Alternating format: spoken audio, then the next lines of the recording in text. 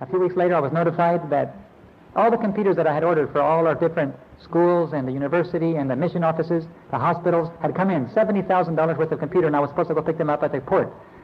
So I said, can I pick them up tomorrow? I just took my starter out of the car and I sent it off to be rebuilt. They said, no, it's already been cleared customs. You got to pick it up today. So I had somebody give me a shove with my station wagon, and I went off to the port of Callao, the big port there, which is known for its violence.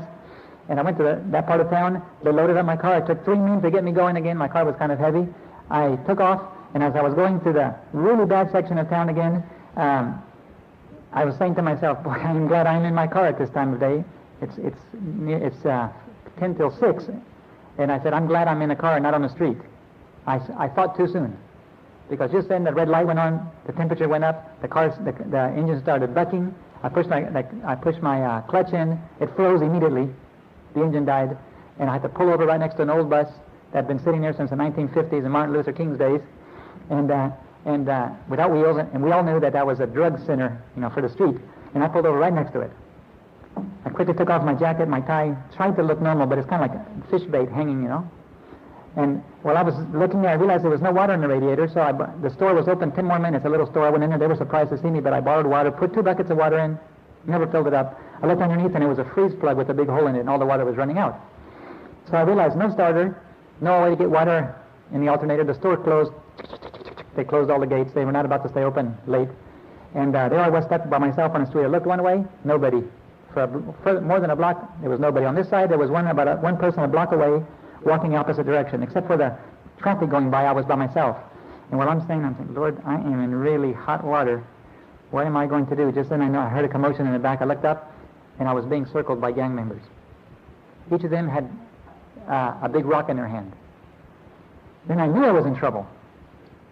So I'm saying, but Lord, I got 70,000. I got all this money. And I thought of all the offerings that have gone in to buy those computers. I mean, yes, it was part of our church budget, our union budget, and it was part of the budgets of all the different fields. But guess what? We got to protect God's assets. We have a responsibility to safeguard them. And so I'm sitting here now. I'm not going to give my life for the computers. I mean, that's not what we're called. A life for your friend maybe in the Bible, but not for computers. But at the same time, you have a responsibility to safeguard. And so while I'm saying, Lord, I guess I'm going to have to leave because I can't give my life for these. But at the same time, it just hurts me to see your assets be lost. But I'm going to have to leave those with you because I don't know what else to do. I'm by myself, and have these guys coming around the car. Each of them picked up. They paused for a little bit to see if I was armed, and I wasn't. And just about that time, I made a decision. Okay, Lord, I'm leaving. I took one step backwards, and a man laid his hand on my shoulder. I jumped because I had been looking for help, and I was by myself. As I looked around, I looked into the most perfect face I have ever seen in my life. And it was so perfect that I forgot all about the gang members. I was thinking to myself, man, if this guy was on TV, he would be a movie star. I'd never seen a perfect face. I mean, none of us have perfect faces in real life. On a screen, you can see it perfect, but even when you go on a screen, they paint you up, and get rid of all your defects.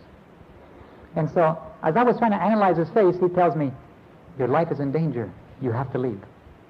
Now I remembered again.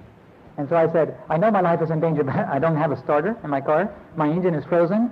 I'm parked in the gravel uphill. I can't even be pushed. And I said, and then these guys are assaulting me. And I said, I don't know how to get out of here. He said, get in, I'll push. Sure, you're going to push.